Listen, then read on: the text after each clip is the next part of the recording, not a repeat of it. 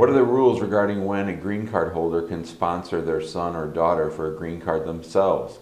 Hi, I'm Jim Hacking, immigration lawyer practicing law throughout the United States, based out of our office here in St. Louis, Missouri.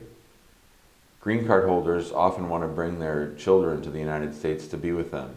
The Immigration Service and the immigration laws are designed to try to enhance family reunification, and so the law does allow a green card holder to sponsor their son or daughter for their own lawful permanent resident status.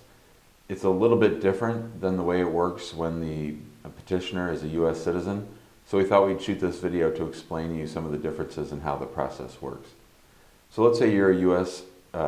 Lawful permanent resident and you're living in St. Louis or anywhere in the country, and you want to sponsor your son or daughter to come to the United States from your home country. Maybe it's the Philippines, Mexico, wherever. So the way that it works is you file an I-130, and the I-130 is the petition for an alien relative, and that's the form that's used to alert USCIS of your intention to try to get a visa for your son or daughter. And the process begins with USCIS, and you file the forms, and about 6 months later you get an approval notice from USCIS. At that point, your son or daughter is placed into a wait. Now, one of the big distinctions for these kinds of cases is whether or not the son or daughter is over 21 or under 21. If they're under 21 and unmarried, they're going to be able to come in about a year and a half, maybe a little bit longer, because there's a long line. Congress has placed a cap on these cases, and so there's a line of about a year and a half for a visa to actually become available for your son or daughter. That's if you're from most countries. Now, the wait is longer for people from the Philippines, China, and Mexico. So you're going to need to check something called the Visa Bulletin. That'll let you know when the visa might become available, and it'll tell you when cases are being handled. So when you first file the case, you're assigned a priority date, and then after that, you wait in line based on that priority date. Now, if the son or daughter is over 21 and unmarried, the wait is a little bit longer. Right now, it's about 6 years for the unmarried son or daughter of a green card holder to get a green card themselves. So again, the law is trying to reunify people, but again, there's a cap on the number of these visas available. So if you're a green card holder and if you have a son or daughter who's 25 or 30 and unmarried, you can sponsor them for a green card.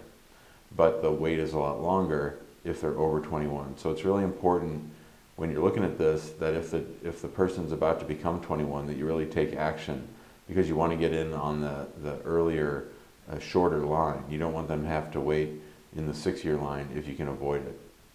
Now, sometimes the green card holder can become a U.S. citizen while the case is pending, and the law allows for that as well. You don't lose your spot by becoming a citizen, but you do need to be careful about this, because right now and many times the line for the children of green card holders is actually shorter than the line for children of citizens, and you need to make sure that, and we're talking about the children over 21 now, you need to make sure that you alert USCIS and or the State Department of your intention to keep the priority date that you have in the green card line.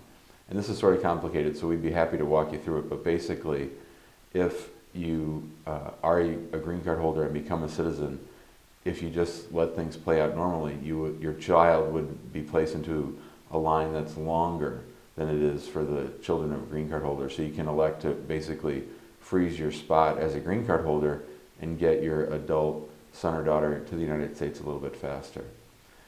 These cases are pretty complicated. They're often detail-oriented, and you want to make sure that you are staying on top of things.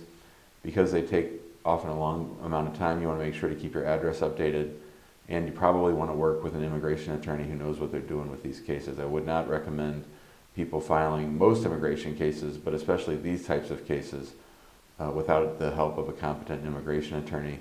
I'm not saying that to toot our own horn, I'm just saying that in order to alert you to the fact that these cases are a little bit nuanced, they're a little bit more complicated than when the U.S. petitioner is a citizen. So you want to make sure that you do everything you can to file correctly and to make sure that your son or daughter gets here as soon as they can. If you have any questions about how the visa process works, For the children of U.S. citizens, give us a call, 314-961-8200, or you can email us at jim@hackinglawpractice.com. Thanks a lot.